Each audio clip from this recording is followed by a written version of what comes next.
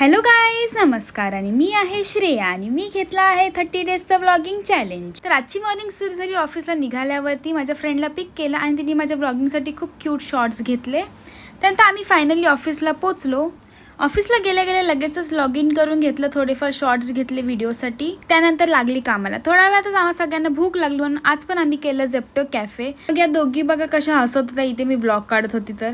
हे बघा आम्ही काय काय ऑर्डर केलं होतं आज. मग हे खाऊन घेतलं आणि परत लागली कामाला.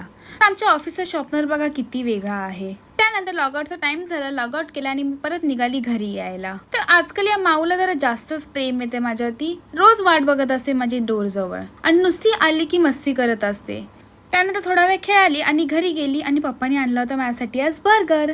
मग तो बर्गर खाऊन घेतला लगेच. आणि आज पण माझा डान्स क्लास होता.